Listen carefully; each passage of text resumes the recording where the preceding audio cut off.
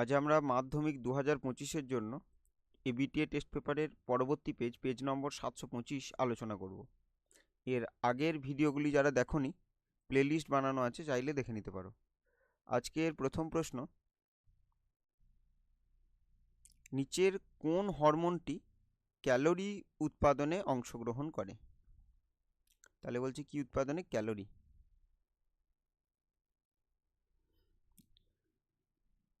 এবার আমরা যদি দেখি যে প্রথমে কি বলছে, থাইরক্সিন, এসটিএইচ, এসিটিএইচ, জিটিএইচ। তাহলে এখানে ক্যালোরি উৎপাদন কিভাবে? যে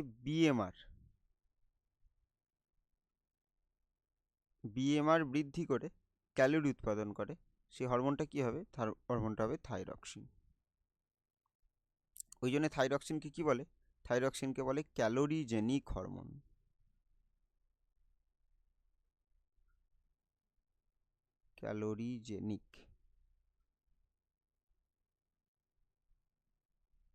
ক্যালোরিজেনিক হরমোন। এবং এই থাইরক্সিন হরমোন এটা ক্ষরিত হয় কোথা থেকে? এটা ক্ষরিত হয় থাইরয়েড গ্রন্থি থেকে। থাইরয়েড গ্রন্থি। আর যদি বলি থাইরয়েড গ্রন্থির কোন কোষ থেকে, তাহলে বলতে পারি কি ফলিকিউলার কোষ থেকে। ফলিকিউলার কোষ। তাহলে ফলিকিউলার কোষ থেকে। এবার পরের অপশন দেখব এসটিএইচ। এটা কি? Somatotropic hormone. সোমাটোট্রপিক হরমোন, যেটাকে আমরা জিএইচও বলতে পারি, অর্থাৎ গ্রোথ হরমোন। তাহলে এটা কি করে? বৃদ্ধি নিয়ন্ত্রণ করে। বৃদ্ধি, অস্থি ও পেশির বৃদ্ধি গঠনে সাহায্য করে। আর পরের অপশন যদি দেখি এসিটিএইচ, এর ফুল ফর্ম হচ্ছে অ্যাডিনোকর্টিকো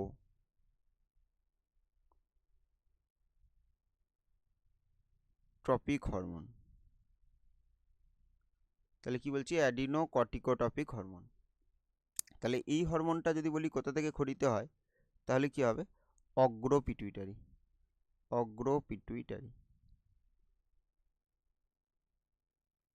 এই যে আমরা এসটিএইচ দেখছিলাম, এটাও কি অগ্রপিটুইটারি থেকেই ক্ষরিত হয়। আর জিটিএইচ এটা হচ্ছে কি গোনাডোট্রপিক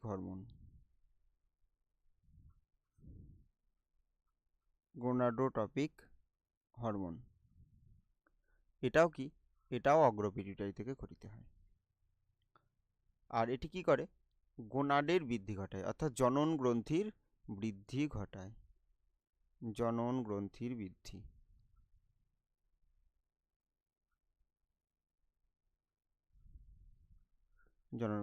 ঘটায়। পরবর্তী প্রশ্ন দেখব। তাহলে এখানে কি হলো? উত্তর 1.1-এর থাইরক্সিন। মানুষের করোটি স্নায়ুর সংখ্যা কত? তাহলে এখানে স্নায়ু, তাহলে এই স্নায়ুটাকে আমরা যদি দেখি, তাহলে কি যে দুই ভাগে ভাগ করব। একটা বলবো করোটি স্নায়ু, আর একটা সুষুম্না স্নায়ু। আমরা যদি দেখি, এটা এটা মস্তিষ্ক, এটা লঘু মস্তিষ্ক, পন্স, এটা মেডালা অবলঙ্গাটা, আর এইটা যদি ধরে নিই সুষুম্না কাণ্ড। তাহলে আমরা এখান থেকে এই পোর্শনটা কি বলছি? মস্তিষ্ক। আর এখান থেকে এই নিচের পোর্শনটাকে কি বলছি? এটা বলছি সুষুম্না কাণ্ড। এবার এখান থেকে এই করোটি থেকে যেসব স্নায়ু এদিকেও যাবে এদিকেও যাবে, যেগুলো আসবে সেগুলোকে কি বলবো? করোটি স্নায়ু। আর এখান থেকে যে স্নায়ুগুলো নির্গত হবে সেগুলোকে কি বলবো? সেগুলোকে বলবো সুষুম্না স্নায়ু। তাহলে এইরকম তাহলে উপরের দিকেরগুলো কি বলবো? করোটি স্নায়ু। আর নিচের এগুলোকে কি বলবো? সুষুম্না স্নায়ু। সুষুম্না স্নায়ু। তাহলে এইরকম করোটি স্নায়ুর সংখ্যা হচ্ছে 12 জোড়া, আর এরকম সুষুম্না স্নায়ুর সংখ্যা হচ্ছে 31 জোড়া। তাহলে এখানে জানতে চাইছি কি, জানতে চাইছে করোটি স্নায়ুর সংখ্যা কত। তাহলে উত্তর কি হবে? উত্তর হবে 12 জোড়া। এবার এই 12 জোড়ার মধ্যে কিছু আমরা কি পাবো? মিশ্র, কিছু কি পাবো? সংজ্ঞাবহ, আর কিছু কি পাবো? আজ্ঞাবহ। তাহলে এইগুলো কিন্তু আমাদের মনে রাখতে হবে।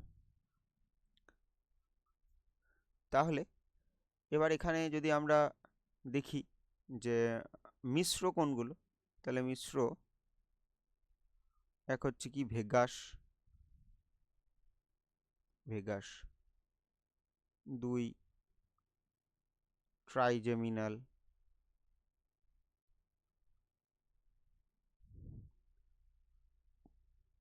তারপর কি 3 ফেসিয়াল,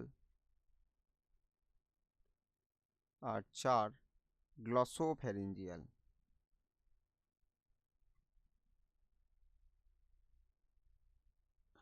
আর সংজ্ঞাবহ যেগুলো রয়েছে তাহলে সেগুলো কি কি? একটা হচ্ছে অপটিক, অডিটরি, আর অলফ্যাক্টরি।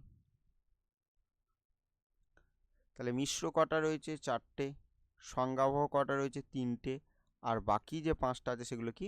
সেগুলো আজ্ঞাবহ। তাহলে এর সাথে এগুলো মনে রাখবো। পরবর্তী প্রশ্ন দেখব, নিচের কোনটি অস্থিযুক্ত মাছের পটকা গ্যাস শোষণ করে নেয়? নিচের কোনটি অস্থিযুক্ত মাছের পটকা গ্যাস শোষণ করে নেয়? তাহলে গ্যাস শোষণ করে কে নেয়? গ্যাস করে নেয় রেটিয়া, শোষণ করে নেয় রেটিয়া মিরাবিলিয়া। তাহলে কি এই যে রেড গ্রন্থি, রেড গ্রন্থি কোথায় থাকে? রেড গ্রন্থি থাকে হচ্ছে অগ্রপ্রকোষ্ঠে। আর রেড গ্রন্থি কি করে?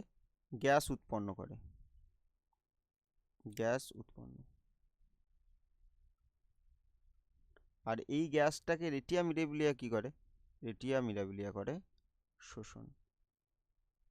তাহলে এখানে উত্তর কি হবে? উত্তর হবে রেটিয়া মিরাবিলিয়া। এটা কোথায় থাকে? এটা থেকে পশ্চাৎ প্রকোষ্ঠে, পশ্চাৎ প্রকোষ্ঠ। পরবর্তী প্রশ্ন দেখব, নিচের কোনটি বায়ু পরাগী উদ্ভিদ? তাহলে কোনটি বলেছে? বায়ু পরাগী।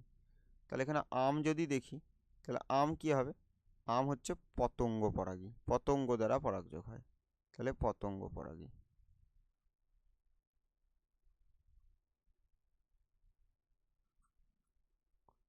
তারপরে যদি দেখি ধান, ধানটা হচ্ছে বায়ু পরাগী।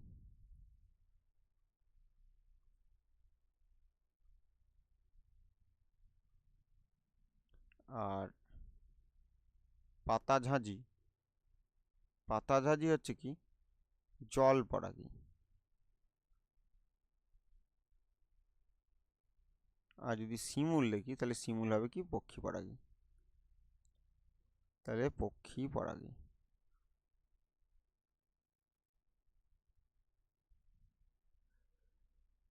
এই পতঙ্গ পরাগীকে বলবো এন্টেমোফিলি, এন্টেমোফিলি। যদি বায়ু পরাগী হয় তাহলে কি বলবো? অ্যানিমোফিলি, অ্যানিমোফিলি।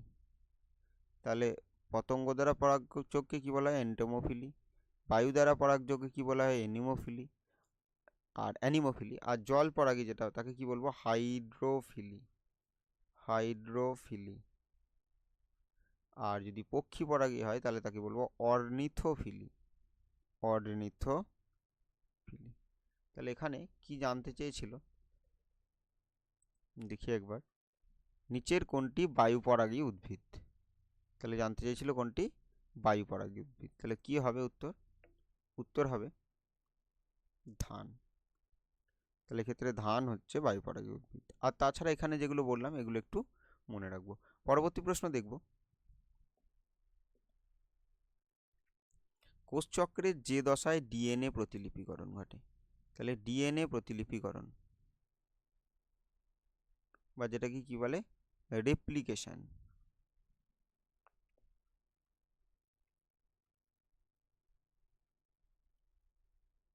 বা ডিএনএ দ্বিতীয়করণও বলতে পারি, তাহলে এটা কোন দশায় ঘটে?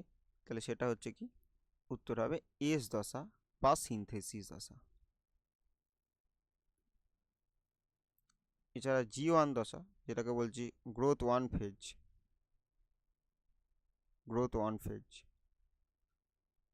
আর G2টাকে কি বলছি, গ্রোথ টু ফেজ।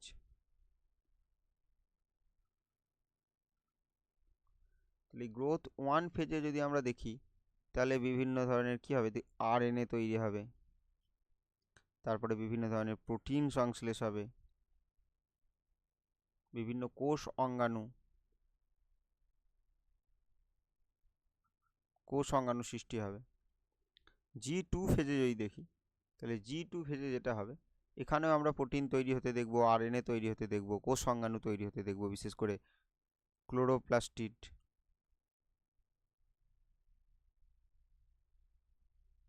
তারপর মাইটোকন্ড্রিয়া, এইসব তৈরি হবে। দ্বিতীয়করণ আর কি, ক্লোরোপ্লাস্টিড মাইটোকন্ড্রিয়ার দ্বিতীয়করণ হবে। এখানেও কি তো দেখব, প্রোটিন তৈরি হবে। আর এস দশায় তো ডিএনএ দেখলাম, তার সাথে সাথে মনে রাখবো এখানে সেন্ট্রোজোমের দ্বিতীয়করণ হবে, সেন্ট্রোজোম। আর এম ফেজে যেটা হবে, এম ফেজে হবে বিভাজন। আর বিভাজনটা দুই প্রকারের হতে পারে, একটা হচ্ছে মাইটোসিস আর একটা মিয়োসিস। তাহলে কোষচক্রের যে দশায় ডিএনএ প্রতিলিপিকরণ ঘটে সেটাকে কি বলবো, সেটাকে বলবো এস দশা। পরবর্তী প্রশ্ন দেখব, কোষ বিভাজনের যে দশায় নিউক্লিয় পর্দা বিলুপ্ত হয়, তাহলে নিউক্লিয় পর্দা বিলুপ্ত হয়ে যাবে কোথায়, বিলুপ্ত হয়ে যাবে প্রোফেজের শেষের দিকে, যেটাকে কিন্তু আমরা প্রোমেটাফেজ বলতে পারি। মানে এই যে প্রোফেজ আর এই যে মেটাফেজ, এই প্রোফেজ আর মেটাফেজের মাঝে একটা দশা আছে যার নাম হচ্ছে প্রোমেটাফেজ। তাহলে ঠিক এই দশাটায় বিলুপ্ত হয়ে যায় নিউক্লিয় পর্দা। তো এখানে কি বলবো, তাহলে এখানে উত্তর কি হবে, প্রোফেজ।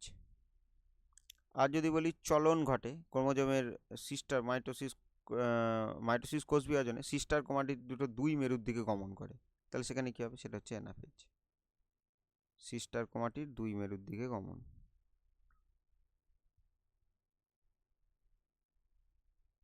সিস্টার ক্রোমাটিড দুই মেরুর দিকে গমন।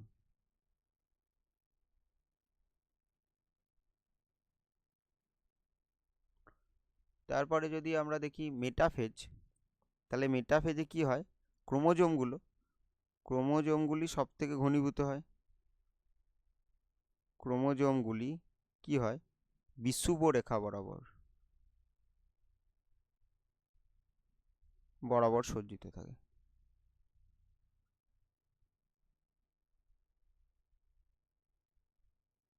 তাহলে ক্রোমোজোমগুলি বিষুব রেখা বরাবর সজ্জিত থাকে।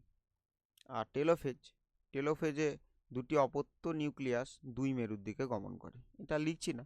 আর তাছাড়া প্রোফেজে যা যা ঘটে তার বিপরীতগুলো ঘটে, অর্থাৎ এখানে নিউক্লিয় পর্দার পুনরাবির্ভাবও ঘটবে। তাহলে এখানে উত্তর হবে প্রোফেজ। পরবর্তী প্রশ্ন দেখব, মটর গাছের নিম্নলিখিত বৈশিষ্ট্যগুলির মধ্যে প্রচ্ছন্ন বৈশিষ্ট্য হলো, প্রচ্ছন্ন বৈশিষ্ট্য তাহলে কোনটা? তাহলে মটর গাছের যে 7 জোড়া বৈশিষ্ট্য ছিল তার মধ্যে এখানে যদি দেখি কুঞ্চিত বীজ, তাহলে এটাই প্রচ্ছন্ন বৈশিষ্ট্য।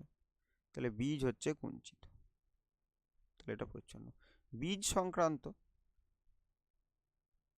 দুটো ছিল বৈশিষ্ট্য, একটা হচ্ছে কি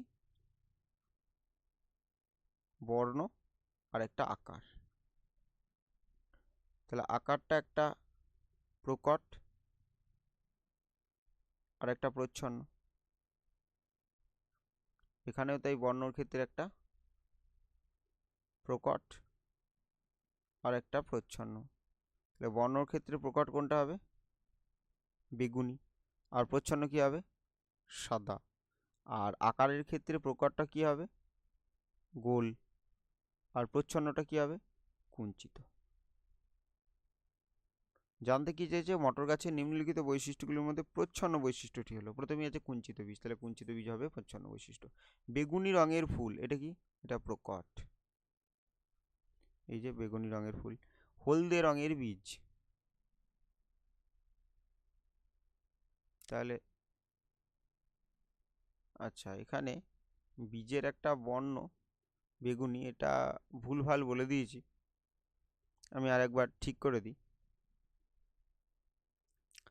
সেটা হচ্ছে কি, মটর গাছের প্রচ্ছন্ন বৈশিষ্ট্যটি হলো, এখানে প্রথমে ছিল কুঞ্চিত বীজ, সে তো ঠিক আছে, কিন্তু এই বেগুনি রঙের ফুল, এটা ফুল সংক্রান্ত।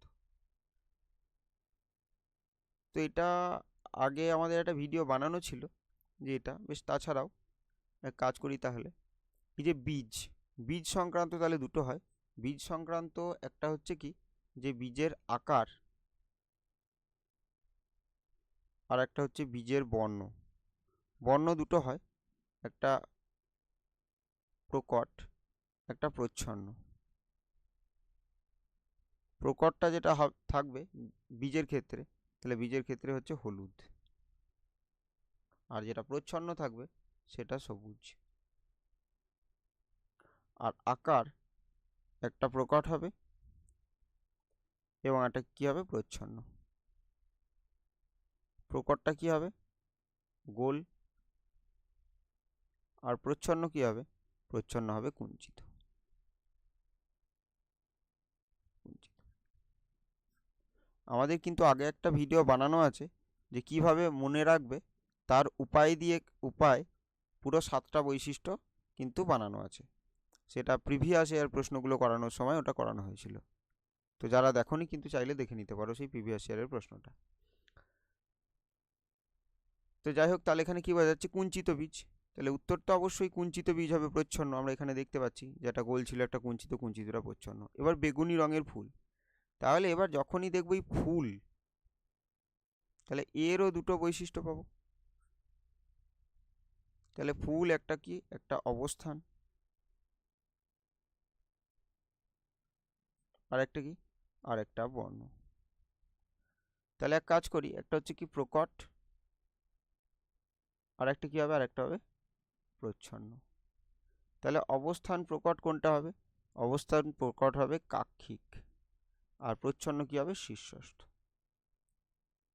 তাহলে এটা অবস্থান অনুযায়ী গেল। আর কি হবে? বর্ণ অনুযায়ী। এটা প্রকট হবে আর একটা প্রচ্ছন্ন হবে। তাহলে প্রকট কোনটা হবে? প্রকটটা বেগুনি। আর প্রচ্ছন্ন কোনটা? প্রচ্ছন্ন হচ্ছে সাদা। তাহলে এখানে বেগুনি রঙের ফুল বলছে, তাহলে এটা প্রকট, বুঝতেই পারছি। হলদে রঙের বীজ, আগেই দেখেছি হলদে রঙের বীজ হচ্ছে প্রকট। কাক্ষিক ফুল, কাক্ষিক ফুল কি দেখেছি? কাক্ষিক ফুল প্রকট। তাহলে এখানে একমাত্র প্রচ্ছন্ন বৈশিষ্ট্য যেটা লেখা আছে কুঞ্চিত বীজ। পরবর্তী প্রশ্ন দেখব। মানুষের প্রতিটি দেহকোষে অটোজোম সংখ্যা, তাহলে কোথায়? দেহকোষে। তাহলে দেহকোষ মানে আমরা জানি কি 2n, মানে দুটো সেট থাকবে। আর 2n সমান যদি 46 হয়, তাহলে আমরা জানি কি যে 44টা অটোজোম হবে আর দুটো সেক্স ক্রোমোজোম হবে। তাহলে এখানে জানতে চাইছে অটোজোমের সংখ্যা কত। তাহলে দেহকোষে 44 হবে, তাহলে উত্তর কি হবে? উত্তর হবে 44টি। পরবর্তী প্রশ্ন দেখব। হিমোফিলিয়া বাহক মাতা, তাহলে হিমোফিলিয়া বাহক মাতা মানে কি? তার মানে কি, যে এক্স একটা বড় হাতের এইচ থাকবে আর একটা এক্স ছোট হাতের এইচ থাকবে। মানে একটা এক্স হচ্ছে স্বাভাবিক আর একটা এক্স হচ্ছে ত্রুটিপূর্ণ, আর হচ্ছে স্বাভাবিক পিতা। তার মানে কি হবে? এক্স বড় হাতের এইচ আর ওয়াই। তাহলে তাদের কন্যা সন্তানদের মধ্যে, কন্যা সন্তান, তাহলে কন্যা সন্তান একটা এক্স পাবে কোত্থেকে? মাতা থেকে।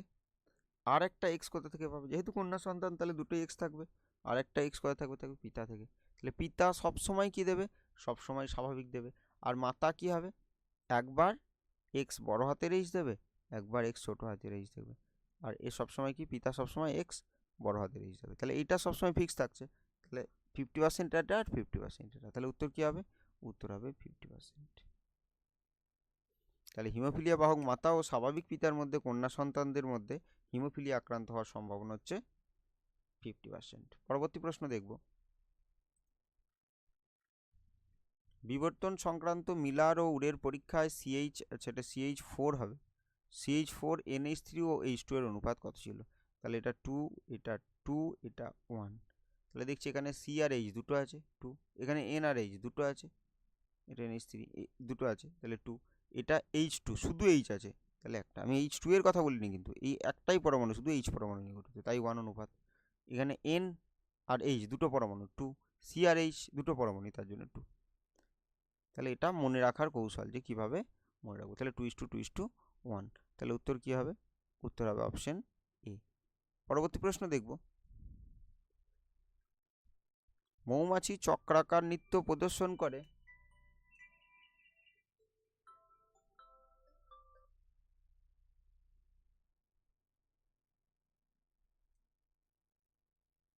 তাহলে মৌমাছি চক্রাকার নৃত্য প্রদর্শন করে যখন খাদ্যের উৎস ও মৌচাকের দূরত্ব থাকে। তাহলে কি দেখব? বলছে 100 মিটার, 200 মিটার, 300 মিটার, 500 মিটার। তাহলে যদি চক্রাকার নৃত্য করতে হয়, তাহলে এক্ষেত্রে আমরা মনে রাখবো যেটা কিন্তু কম হবে, 100 মিটারের কম, কখনো 75 মিটারের কমও বলা থাকে। তাহলে এখানে অপশন অনুযায়ী আমরা উত্তর কি করব?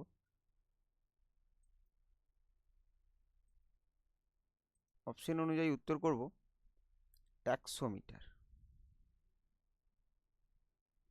তাহলে চক্রাকার একটা হচ্ছে ওয়াগল নৃত্য, ওয়াগল, আর একটা হচ্ছে চক্রাকার। এই কিছুর থেকে বেশি বললেই জানবো সেটা ওয়াগল। কখনো সেটা 75 বেশি বলা থাকে, 75 বেশি, আর 75 বেশি হলে 75 বেশি যা হয় তাই হবে, যেমন কখনো কখনো 100 বেশি বলা থাকে। আর চক্রাকারে কখনো কখনো এটা 75 কম বলা থাকে, কখনো কখনো 100 কম বলা থাকে। তাহলে এখানে কি বলবো? 100 মিটার, 100 মিটার চক্রাকার, আর তার বেশি হলে তখন ওয়াগল। পরের প্রশ্ন দেখব, আর কেন এই নৃত্যটা হয়? মৌমাছিরা কি হয় বলেই দেওয়া আছে, খাদ্যের উৎস দূরত্ব জানানোর জন্য। আচ্ছা, সেটা বলেনি। নৃত্য প্রদর্শন করে যখন খাদ্যের উৎস মৌচাকের দূরত্ব থাকে। আচ্ছা, তাহলে তারা কি করে? এই যে তাদের মৌচাক আর খাদ্যের উৎস কতটা দূরে আছে সেটা জানানোর জন্য অন্য মৌমাছিদের, যেটা বার্তা প্রদানের জন্য কিন্তু এই নৃত্যটা করে থাকে। ল্যামার্কের তত্ত্ব, পরবর্তী প্রশ্ন, ল্যামার্কের তত্ত্বের সঙ্গে সম্পর্কিত শব্দগুচ্ছটি সঠিকভাবে নিরূপণ করো। তাহলে ল্যামার্ক কি বলবো? অর্জিত বৈশিষ্ট্যের বংশানুসরণ। আর বাকি এখানে যেগুলো দেওয়া আছে সেগুলো সব কি? এগুলো ডারউইনের তত্ত্ব। পরের প্রশ্নে দেখব, পূর্ব হিমালয় হটস্পটে কোন বিপন্ন প্রাণীটি সংরক্ষণ করা হয়? এটা অনেকবার আলোচনা করেছি, এখানে আর কিছু বলছি না, সেটা কি হবে? Red panda. পরবর্তী প্রশ্ন দেখব, এখানে আর বাকিগুলোকে যদি একবার দেখি, এই সিংহলেজ বানর অর্থাৎ লায়ন টেল ম্যাকাক, তাহলে এটা কোথায় দেখতে পাবো? এটা দেখতে পাবো নীলগিরিতে, নীলগিরি। যদি দেখি রেড পান্ডা, সে তো দেখলাম, এখানে উত্তরই হলো রেড পান্ডা, পূর্ব হিমালয় হটস্পট। নীল গাইকে কোথায় পাবো? এটাও নীলগিরিতে পাবো। আর ভারতীয় সিংহ গুজরাটের গির অরণ্যে পাবো। পরবর্তী প্রশ্ন দেখব, সিউডোমোনাস জীবাণুটি, তাহলে এটি নাইট্রোজেন চক্রের কোন ধাপের সাথে যুক্ত? তাহলে এটা কি হবে? ডিনাইট্রিফিকেশন। এই নাইট্রিফিকেশনও আমরা আগে আলোচনা করেছি, তাই এখানে আর আলোচনা করছি না। তবে একটা বলে দিই যে নাইট্রিফিকেশন ঘটায় নাইট্রোসোমোনাস, নাইট্রোব্যাক্টর, নাইট্রোসোমোনাস, আমি একটাই লিখলাম নাইট্রোসোমোনাস, এটা নাইট্রিফিকেশন ঘটায়। অ্যামোনিফিকেশন কি ঘটায়? Bacillus, bacillus ramosus, bacillus ramosus. আর নাইট্রোজেন আবদ্ধকরণ ঘটায়, এটা বিভিন্ন জন করে, কিছু মিথ্যুজীবী করে, কিছু ব্যাকটেরিয়া করে, আমি একটা লিখলাম ব্যাকটেরিয়া, ক্লস্ট্রিডিয়াম। এছাড়া কি হবে? এছাড়া অ্যাজাটোব্যাক্টর, অ্যানাবিনা, নস্টক। অ্যানাবিনা, নস্টক এগুলো কি? এগুলো সব সায়ানোব্যাকটেরিয়া। এছাড়া মিথজীবী একটা ব্যাকটেরিয়া রয়েছে যেমন রাইজোবিয়াম। পরবর্তী প্রশ্ন দেখব, বায়ুতে পরাগরেণু, ছত্রাকের রেণু ও ধূলিকণার পরিমাণ হঠাৎ বেড়ে গেলে নিচের কোন সমস্যা হওয়ার সম্ভাবনা বৃদ্ধি পায়? তাহলে কি বলছে, বায়ুতে পরাগরেণু, ছত্রাকের রেণু, ধূলিকণা এইসব যদি বেড়ে যায় তাহলে কি হবে? অ্যাজমা। পরবর্তী প্রশ্ন দেখব, এটাতে আমাদের 15টা এমসিকিউ শেষ। এরপর কি? শূন্যস্থান। মানুষের চোখের লেন্সের ফোকাস দৈর্ঘ্য প্রয়োজন মতো পরিবর্তন করার পদ্ধতি, পরিমার্জন করার পদ্ধতিকে কি বলে? একে চোখের কি বলে? উপযোজন ক্ষমতা। তাহলে উপযোজন ক্ষমতা কাকে বলে?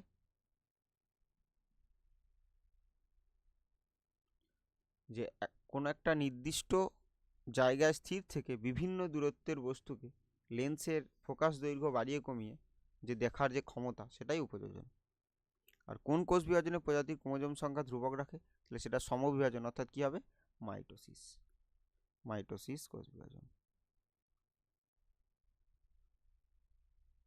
কারণ এখানে কি হবে? 2n থেকে দুটো 2n সংখ্যক কোষ তৈরি হয়, 2n ক্রোমোজোম ক্যারিওটাইপ বিশিষ্ট কোষ সৃষ্টি হয়। পরবর্তী প্রশ্ন দেখব,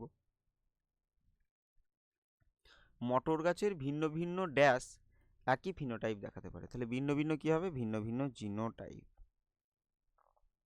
তাহলে আলাদা জিনোটাইপ হলেও সেটা একই ফিনোটাইপ দেখাতে পারে।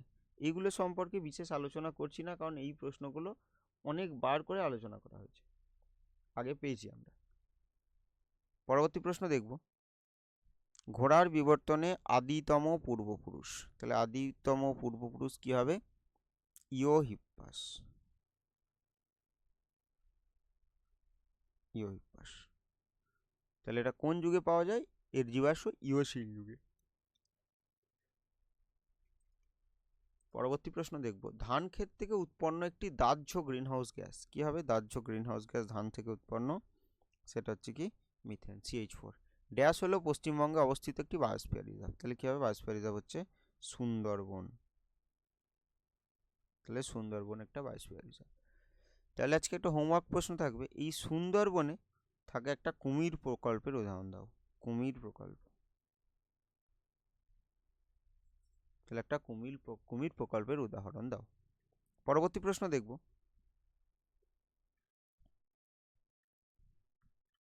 তাহলে শূন্যস্থান শেষ। এবার কি হবে? সত্য মিথ্যা। 2.7 কি বলছে? ফ্লোরিজেন নামক হরমোনটি ফল পাকাতে সাহায্য করে। না, এটা কি হবে? মিথ্যা। তাহলে এবার এখানে যদি দেখি ফ্লোরিজেন, ফ্লোরিজেন কি সাহায্য করে? ফুল ফোটাতে।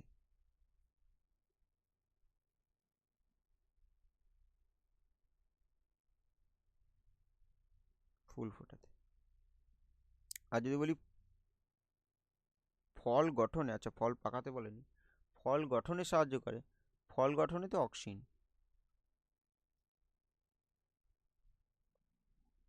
আর ফ্লোরিজেন একটা কি? প্রকল্পিত হরমোন।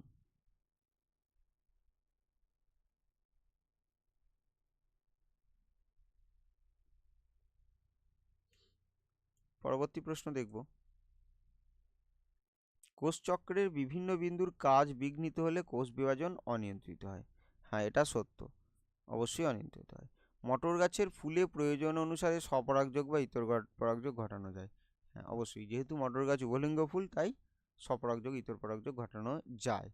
তাহলে এদের কি হয়? ইমাসকুলেশন করে কিন্তু ইতর পরাগযোগ ঘটানো হয়। তাহলে ইমাসকুলেশন মানে কি? মানে পুংকেশরকে কেটে বাদ দেওয়া। পরবর্তী প্রশ্ন দেখব,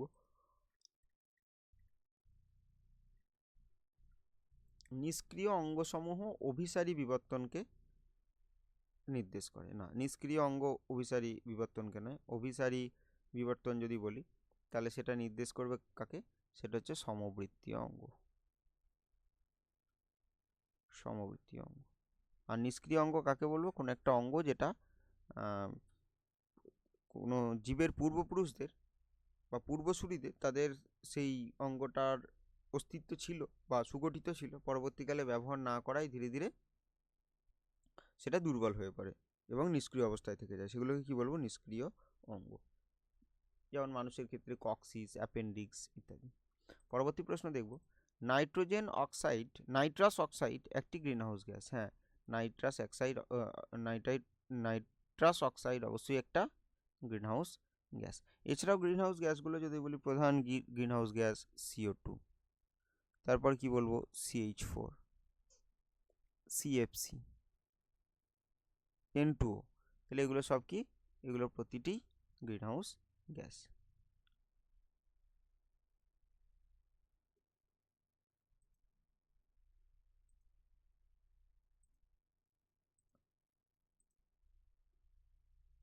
পরবর্তী প্রশ্ন দেখব, ভঙ্গুর দূষক জীব বিবর্ধনের জন্য দায়ী। হ্যাঁ, এখানে কি বলছে? ভঙ্গুর দূষক। জৈব অভঙ্গুর হলে হতো, তাহলে ভঙ্গুর দূষক জীব বিবর্ধনের জন্য দায়ী, এটা কি? মিথ্যা। পরবর্তী প্রশ্ন দেখব, স্তম্ভ মেলানো।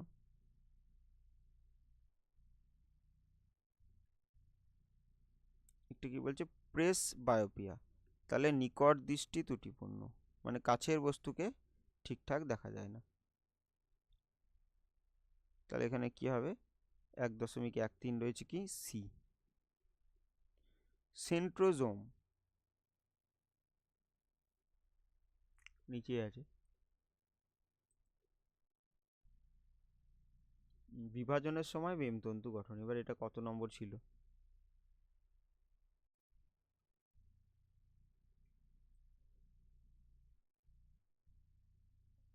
এখানে একটু গোলমাল হয়েছে, বেশ ঠিক আছে, বাকিগুলো একবার দেখে নিই।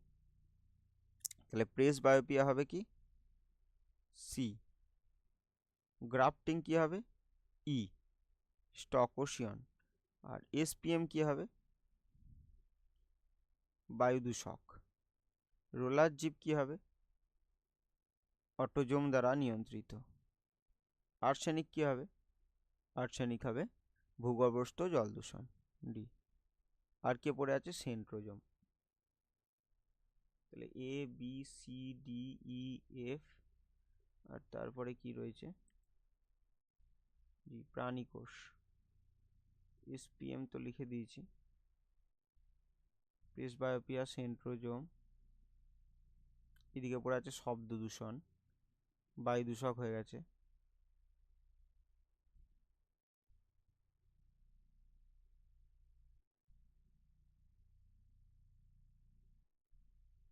আচ্ছা, এটা কোষ বিভাজনের সময় বেমতন্তু গঠন হতো, কিছু বাদ গেছে। তাহলে এটা কি 13, 14, 15, 16, 17, 18? যাই হোক, কোষ বিভাজনের সময় বেমতন্তু গঠন প্রাণী কোষ হতো, তার মানে এইটাতে হতো জি। বিভাজনের সময় বেমতন্তু গঠন, এটা হচ্ছে প্রাণী কোষ। এখানে যাই হোক একটু কিছু গোলমাল হয়েছে লেখাতে। বেশ, পরবর্তী প্রশ্ন দেখব, বিসদস্যটি বেছে নিয়ে লেখো। TSH, ACTH, GTH, CSF। বুঝতেই পারছি CSFটা এখানে কি? মস্তিষ্ক মেরুরস। আর বাকিগুলো কি? বাকিগুলো সব অগ্র পিটুইটারি থেকে খরিত হরমোন। আর CSF এর পুরো কথা কি? সেরিব্রোস্পাইনাল ফ্লুইড, কেন্দ্রীয় স্নায়ুতন্ত্রকে পুষ্টি, অক্সিজেন পরিবহন করে। পরবর্তী প্রশ্ন দেখব, কোন হরমোনের প্রভাবে বিপদকালে ত্বকের লোম খাড়া হয়ে যায়? তাহলে কি হবে? অ্যাড্রিনালিন। কোথা থেকে খরিত হয়? অ্যাড্রিনাল গ্রন্থি থেকে। ওই জন্য এটাকে কি বলে? বিপদকালে, যেহেতু ত্বকের লোম খাড়া হচ্ছে, তাহলে তাকে বলবো বিপদকালীন, আপদকালীন, সংকটকালীন হরমোন। বেশ, পরবর্তী প্রশ্ন দেখব, জোর কলম যদি আম হয় তাহলে জবা কি হবে? তাহলে জবা শাখা কলম হবে, শাখা কলম। পরবর্তী প্রশ্ন দেখব, থ্যালাসেমিয়া রোগের জন্য দায়ী জিন মানুষের কোন ধরনের ক্রোমোজোম বহন করে? তাহলে মানুষের কে কে করবে? Sex chromosome.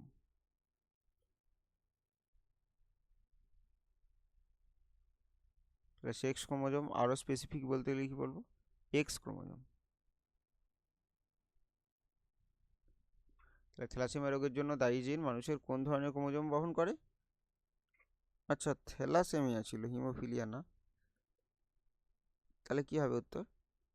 অটোজোম। তাহলে থ্যালাসেমিয়া অটোজোম। আর সেক্স ক্রোমোজোম কে কে হবে? বর্ণান্ধতা আর হিমোফিলিয়া। তাহলে এই যে থ্যালাসেমিয়াটা হচ্ছে, তাহলে এটা কত নম্বর ক্রোমোজোমের জন্য হচ্ছে? 11 নম্বর আর 16 নম্বর। 16 নম্বর ক্রোমোজোম কি হবে? Alpha thalassaemia.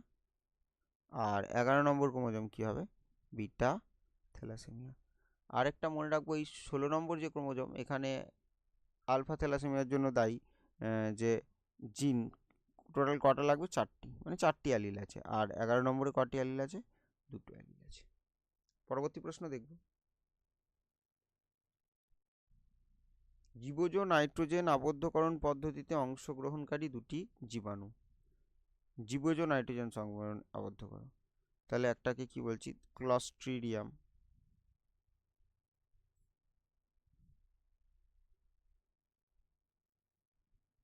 তারপর কি মনে রাখবো? অ্যাজাটোব্যাক্টর।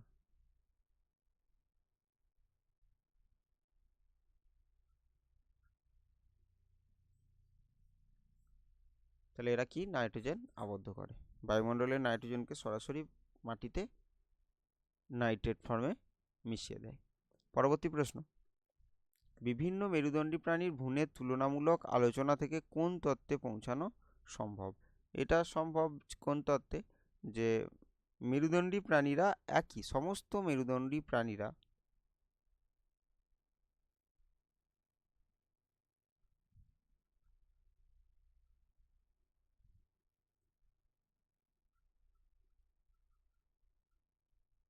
একটি সাধারণ জীব থেকে সৃষ্টি হয়েছে।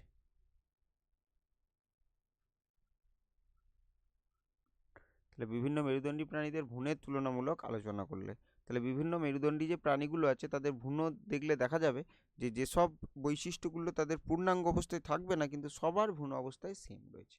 প্রত্যেকের ভ্রূণ অবস্থায় যে গঠনটা সেম। তাহলে তার দ্বারা কি বোঝা যায়? যে তারা সবাই একসময় একই প্রজাতির ছিল। তাহলে সমস্ত মেরুদণ্ডী যে প্রাণীগুলো একসময় তারা একই গোষ্ঠীতে অন্তর্ভুক্ত ছিল। ওই জন্যই বলছি সমস্ত মেরুদণ্ডী প্রাণীরা একটি সাধারণ জীব থেকে সৃষ্টি হয়েছে। পরবর্তী প্রশ্ন দেখব, ভ্রূণ, ভাজক কলা, বীজ ক্রায়ো সংরক্ষণ। তাহলে ক্রায়ো সংরক্ষণে ভ্রূণ, বীজ, ভাজক কলা ইত্যাদি সংরক্ষণ করা হয়। পরবর্তী প্রশ্ন দেখব, আজকের লাস্ট প্রশ্ন, বাষ্পমোচন রোধে ক্যাকটাসের একটি অঙ্গ সংস্থানগত অভিযোজন উল্লেখ করো। তাহলে ক্যাকটাসের পাতা কাঁটায় রূপান্তরিত।